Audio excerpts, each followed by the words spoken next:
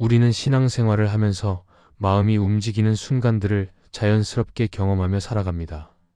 어떤 때는 마음이 분명해 보이고 또 어떤 때는 이유 없이 불안해지거나 조급해질 때도 있습니다. 그런데 그 마음의 방향을 차분히 살피지 못한 채 그대로 따라가다 보면 믿음으로 결정했다고 생각한 선택이 오히려 우리를 지치게 하고 관계를 어렵게 만들 때가 있습니다. 마음이 움직이는 것 자체가 문제라기보다는 그 마음이 어디에서 시작되었는지를 살펴보지 않고 행동으로 옮기는데 어려움이 생기는 경우가 많습니다. 악한 영이 주는 마음은 처음에는 분명하고 확신에 차 보일 수 있지만 시간이 지나면 마음의 평안보다는 혼란과 불안을 남기는 경우가 많습니다. 반대로 성령의 감동은 처음에는 크지 않아 보여도 삶의 방향을 정리해주고 책임 있는 걸음을 걷게 합니다. 그래서 신앙이 자란다는 것은 더 강한 감정을 느끼는 것이 아니라 지금 내 마음이 어디에서 비롯되었는지를 천천히 분별할 수 있게 되는 과정이라 할 수 있습니다. 이 분별이 흐려질 때 우리는 자신의 생각을 하나님의 뜻으로 착각하기 쉬워지고 그 결과로 마음의 상처와 후회를 남기게 됩니다. 이 말씀은 특별한 상황에 있는 사람만을 위한 이야기가 아니라 매일 선택하며 살아가는 우리 모두에게 꼭 필요한 내용입니다. 마음을 분별하지 못하면 신앙은 쉽게 흔들리지만 분별할 수 있을 때 믿음은 점점 안정됩니다. 그래서 오늘 우리는 악한 영이 주는 마음의 특징은 무엇인지, 성령의 감동이 주는 마음은 어떤 결을 가지고 있는지, 하나님께서 두 마음을 분별하도록 주시는 기준은 무엇인지, 그리고 분별한 이후에 우리는 어떤 태도로 살아가야 하는지를 차례로 살펴보려고 합니다. 오늘 말씀을 통해 악한 영이 주는 마음과 성령의 감동을 분별하는 길을 함께 살펴보겠습니다. 첫째, 악한 영이 주는 마음의 특징은 다음과 같습니다. 악한 영이 주는 마음은 대체로 조용히 스며들기보다 어느 순간 갑자기 마음을 끌어당기는 방식으로 다가옵니다. 특별한 사건이 없어도 마음이 급해지고 생각이 한 방향으로 몰리며 지금 당장 무엇인가를 해야 할 것 같은 압박을 느끼게 합니다. 이 마음은 충분히 생각하고 기도할 시간을 주지 않으며 잠시 멈추는 것 자체를 불안하게 만듭니다. 그래서 마음은 점점 서두르게 되고 판단은 깊어지기보다 빨라집니다. 그 결과 평소에는 하지 않을 말이나 행동을 쉽게 하게 됩니다. 이 마음의 중심에는 불안이 자리 잡고 있습니다. 아직 일어나지 않은 일인데도 앞으로 생길 문제를 먼저 떠올리게 하고 상황을 실제보다 훨씬 크게 느끼게 만듭니다. 그러다 보니 마음은 계속 긴장 상태에 머물고 작은 변화에도 크게 흔들립니다. 이 불안은 하나님께 맡기게 하기보다 스스로 통제하려는 마음을 키웁니다. 믿음으로 결정한다고 말하지만 실제로는 두려움이 선택을 이끌고 있는 경우가 많습니다. 악한 영이 주는 마음은 생각을 단순하게 만들지 않고 오히려 복잡하게 흩뜨립니다. 머릿속에는 여러 가능성이 동시에 떠오르고 그 중에서도 가장 부정적인 그림이 계속 반복됩니다. 그래서 마음은 점점 지치고 평안은 사라집니다. 이때 우리는 기도하려고 해도 생각이 정리되지 않고 말씀을 들어도 마음에 잘 들어오지 않는 상태가 됩니다. 마음이 쉬지 못하고 계속 돌아가게 되는 것도 이 마음의 특징 중 하나입니다. 또한 이 마음은 비교를 통해 더욱 강해집니다. 다른 사람의 삶과 자신의 상황을 계속 비교하게 만들며 그 비교 속에서 마음을 흔듭니다. 왜 나는 저만큼 가지 못하는지, 왜 내 삶은 이렇게 더딘지에 생각이 머물면 감사는 자연스럽게 줄어들고 불만이 커집니다.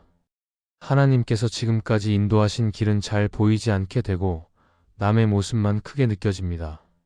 비교가 깊어질수록 마음은 불편해지고 자신의 자리에서 충실히 살아가려는 힘도 점점 약해집니다. 악한 영이 주는 마음은 책임을 회피하는 방향으로 흐르기도 합니다. 선택의 결과를 감당하기보다는 상황이나 다른 사람을 이유로 들며 자신을 보호하려는 생각이 앞서게 됩니다. 그래서 어쩔 수 없었다는 말이 마음속에서 반복되고 자신의 선택에 대해 깊이 돌아보지 않게 됩니다. 선택을 하기 전에는 분명하고 옳아 보였던 마음이 선택을 하고 난 뒤에는 설명하기 어려운 찜찜함을 남깁니다.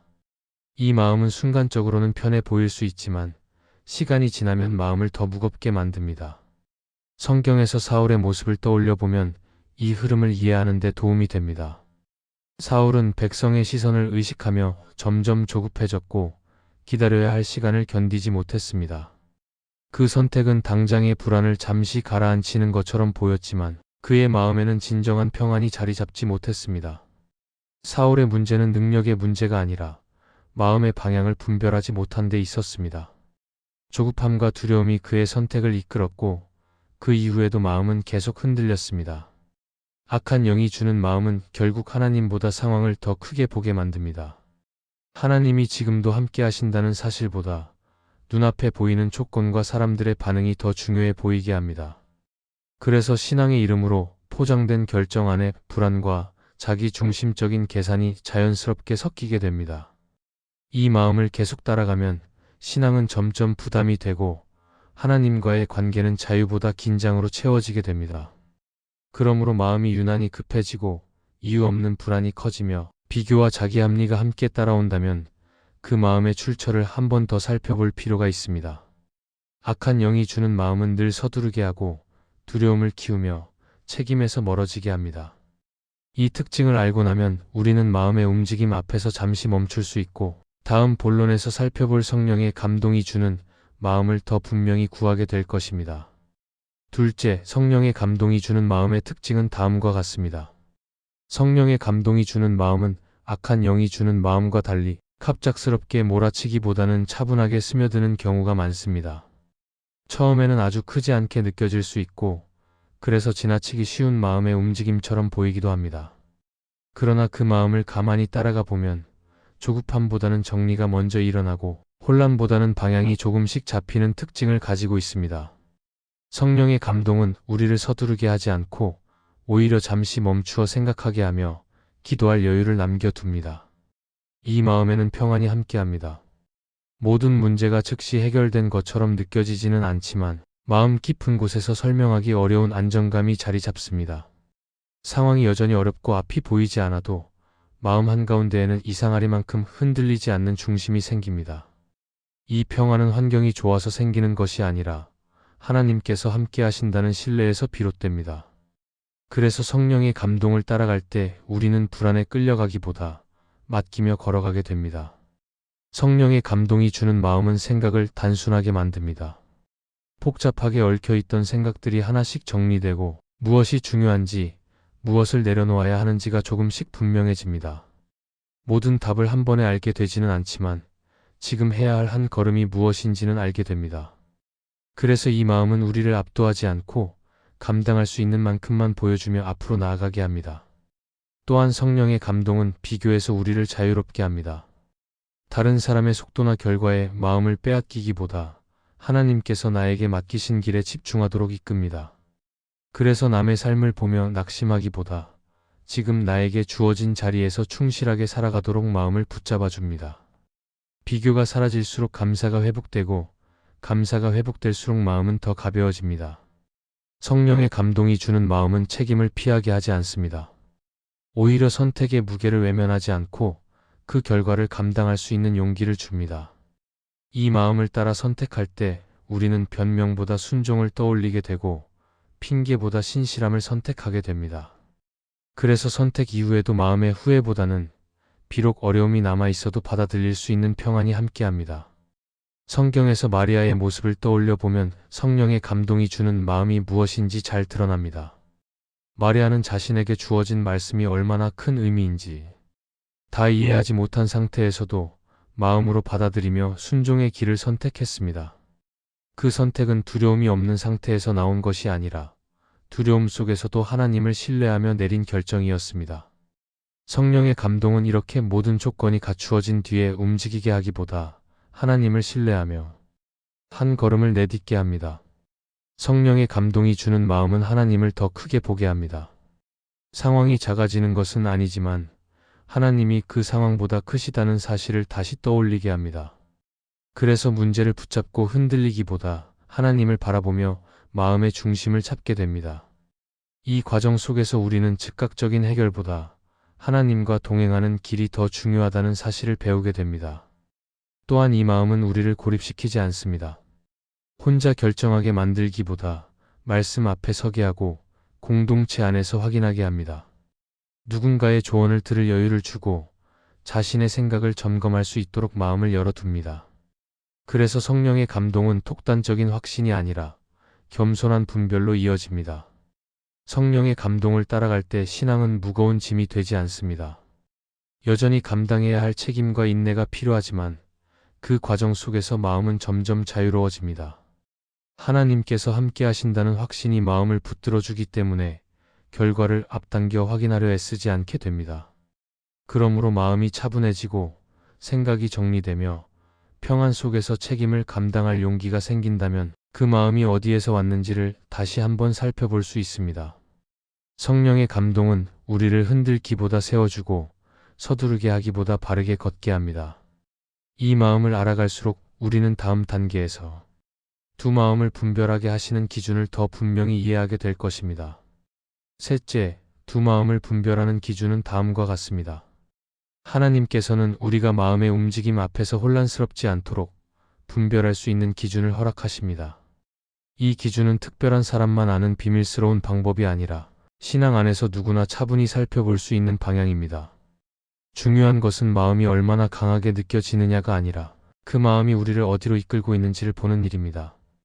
그래서 분별은 감정의 크기를 재는 일이 아니라 마음의 방향을 확인하는 과정이라 할 수 있습니다. 먼저 살펴볼 기준은 시간입니다. 악한 영이 주는 마음은 늘 지금 당장을 강조하며 시간을 적으로 만듭니다. 반면 하나님께서 분별하게 하시는 마음은 시간을 통과해도 사라지지 않습니다. 하루가 지나고 기도하며 며칠을 지나도 그 마음이 더 정리되고 또렷해진다면 그 마음은 한 번 더 살펴볼 가치가 있습니다. 시간이 지날수록 조급함이 줄고 생각이 차분해진다면 그 자체가 중요한 기준이 됩니다. 또 하나의 기준은 평안입니다.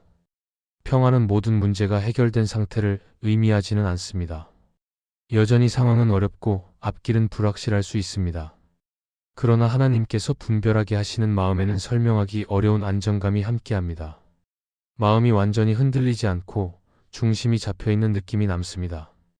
반대로 선택을 생각할수록 마음이 더 불안해지고 잠잠해지지 않는다면 그 마음은 다시 점검할 필요가 있습니다. 하나님께서는 말씀을 통해서도 분별의 기준을 주십니다. 어떤 마음이 들 때 그 마음이 말씀의 방향과 어긋나지 않는지를 살펴보는 과정은 매우 중요합니다.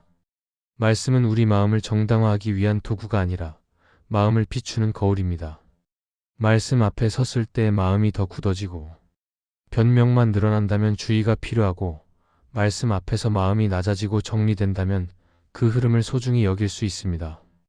또한 하나님께서는 공동체를 통해 분별하게 하십니다. 혼자만의 확신은 언제든지 흔들릴 수 있지만 믿음의 사람들과 나누며 점검할 때 마음의 방향은 더 분명해집니다. 하나님께서 주시는 마음은 질문을 두려워하지 않으며 확인받는 과정을 거부하지 않습니다. 오히려 누군가의 조언을 통해 더 정리되고 더 단단해지는 특징이 있습니다. 성경에서 솔로몬의 선택을 떠올려 보면 분별의 기준이 분명해집니다. 솔로몬은 많은 것을 구할 수 있는 자리에서 자신의 유익보다 백성을 분별할 지혜를 구했습니다. 그 선택은 순간의 감정이나 욕심에서 나온 것이 아니라 하나님 앞에서 무엇이 옳은지를 살피는 마음에서 비롯되었습니다. 하나님께서는 그의 마음의 방향을 기뻐하셨고 그 이후의 길을 인도하셨습니다. 이 장면은 분별의 기준이 얼마나 중요한지를 잘 보여줍니다. 하나님께서 주시는 분별의 기준은 우리를 고립시키지 않습니다. 오히려 하나님 앞에 더 서게 하고 말씀과 기도 안으로 이끌며 공동체 안에서 점검받게 합니다. 그리고 무엇보다 그 기준은 우리의 마음을 무겁게 짓누르기보다 책임을 감당할 수 있는 방향으로 이끕니다. 분별이 분명해질수록 선택은 가벼워지지 않지만 마음은 오히려 안정됩니다. 또 하나 중요한 기준은 열매입니다. 그 마음을 따라갔을 때 삶의 방향이 어떻게 달라질지를 조용히 바라보는 일입니다. 관계를 깨뜨리는 방향인지 아니면 세워가는 방향인지 책임을 회피하게 하는지 아니면 감당하게 만드는지를 살펴보아야 합니다. 하나님께서 분별하게 하시는 마음은 언제나 생명과 회복의 방향을 향하고 있습니다. 이처럼 분별의 기준은 단순하지 않지만 결코 복잡하지도 않습니다. 시간을 통과해도 남아있는지, 평안이 함께하는지, 말씀이 비추어 주는지, 공동체 안에서 점검되는지, 그리고 그 열매가 어디를 향하는지를 차분히 살펴보면 됩니다. 이 기준을 알고 나면 우리는 마음의 움직임 앞에서 휩쓸리기보다 하나님께서 주시는 길을 한 걸음씩 따라갈 수 있게 됩니다. 그리고 이 분별은 다음 단계에서 우리의 태도를 어떻게 세워가야 하는지로 이어지게 될 것입니다. 넷째, 분별 이후 우리가 가져야 할 태도는 다음과 같습니다. 두 마음을 분별하게 된 이후에 가장 중요한 것은 무엇을 더 느끼느냐가 아니라 어떻게 살아가느냐입니다. 분별은 생각으로 끝나는 과정이 아니라 삶의 태도로 이어져야 의미가 있습니다. 하나님께서 주시는 마음의 방향을 알게 되었다면 우리는 그 방향에 맞게 천천히 걸어가야 합니다. 이때 필요한 태도는 완벽함이 아니라 정직함과 지속성입니다. 한 번의 선택으로 모든 것이 달라질 것처럼 기대하기보다 매일의 선택 속에서 마음을 맡기는 자세가 중요합니다. 분별 이후 우리의 태도는 먼저 기다림을 받아들이는 것입니다. 하나님께서 주시는 마음은 종종 즉각적인 결과보다 과정을 통과하게 하십니다. 그래서 분별했다고 해서 바로 길이 열리지 않을 수도 있고 상황이 눈에 띄게 바뀌지 않을 수도 있습니다. 그러나 이 기다림은 멈춤이 아니라 하나님과 함께 걷는 시간입니다. 결과를 앞당겨 확인하려는 마음을 내려놓고 오늘 주어진 자리에서 신실하게 살아가는 태도가 필요합니다. 또한 분별 이후에는 책임을 감당하는 자세가 따라와야 합니다. 성령의 감동은 우리를 편한 길로만 이끌지 않고 감당해야 할 몫을 외면하지 않게 합니다. 그래서 때로는 부담스럽고 피하고 싶은 선택 앞에 서게 될 수도 있습니다. 그러나 그 길이 하나님께서 허락하신 방향이라면 우리는 결과를 통제하려 하기보다 순종으로 응답해야 합니다. 이 태도 속에서 마음은 점점 단단해지고 신앙은 깊어집니다. 분별 이후의 태도에는 겸손도 포함됩니다. 하나님께서 주시는 마음을 분별했다고 해서 언제나 내가 옳다고 말할 수는 없습니다. 그래서 자신의 판단을 절대화하지 않고 계속해서 말씀과 기도 앞에 서는 자세가 필요합니다. 하나님께서 인도하신 길이라 해도 그 길 위에서 우리는 계속 배우고 수정받아야 합니다. 겸손은 분별을 지켜주는 울타리와 같습니다. 성경에서 다윗의 태도를 떠올려 보면 이 부분이 잘 드러납니다. 다윗은 왕이 될 기름 부음을 받았지만 그 자리를 스스로 앞당기지 않았습니다. 눈앞에 기회가 있어도 자신의 손으로 결과를 만들기보다 하나님께서 이루실 때를 기다렸습니다. 이 기다림은 소극적인 태도가 아니라 하나님을 신뢰하는 적극적인 선택이었습니다. 다윗의 삶은 분별 이후의 태도가 얼마나 중요한지를 보여줍니다. 분별 이후에는 마음을 관리하는 태도도 필요합니다. 하나님께 맡겼다고 말하면서도 계속해서 결과를 걱정하며 마음을 소모할 수 있습니다. 그러나 진짜 맡김은 반복되는 결단 속에서 이루어집니다. 마음이 다시 흔들릴 때마다 처음 분별했던 기준으로 돌아가 마음을 정리해야 합니다. 이 과정이 반복될수록 신앙은 점점 안정됩니다. 이때 존 스토트는 그의 책 그리스도의 십자가에서 이렇게 말합니다. 그리스도인의 삶은 단번의 결단이 아니라 매일 자신을 하나님께 드리는 지속적인 헌신이다. 이 말처럼 분별 이후의 태도는 한 번의 선택으로 끝나지 않고 날마다 하나님 앞에 자신을 다시 내어드리는 삶으로 이어져야 합니다. 분별 이후 우리의 태도는 조용하지만 분명해야 합니다. 소리 내어 주장하기보다 삶으로 보여주는 태도가 필요합니다.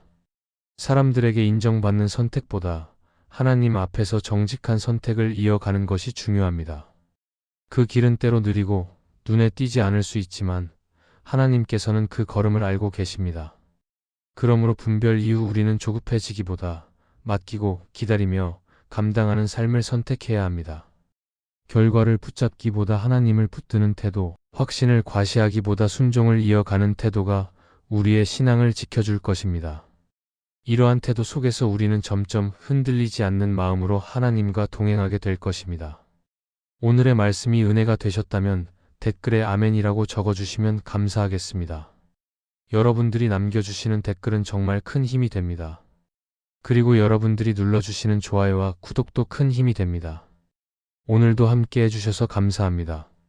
기도하겠습니다. 하나님, 오늘 말씀을 통해 마음의 방향을 다시 살피게 하시니 감사합니다. 조급함과 불안에 끌려가지 않고 주께서 주시는 마음을 분별하며 살기를 원합니다. 흔들리는 순간마다 나의 생각을 앞세우지 않고 말씀과 기도 앞에 서서 주님의 인도를 기다리는 믿음을 주시길 바랍니다. 선택의 순간마다 편함보다 순종을 택하게 하시고 결과보다 주님과 동행하는 길을 소중히 여기게 하여 주시기를 원합니다. 오늘도 나의 마음을 주님께 맡기며 한 걸음씩 걸어가기를 다짐하며 예수님의 이름으로 기도합니다. 아멘.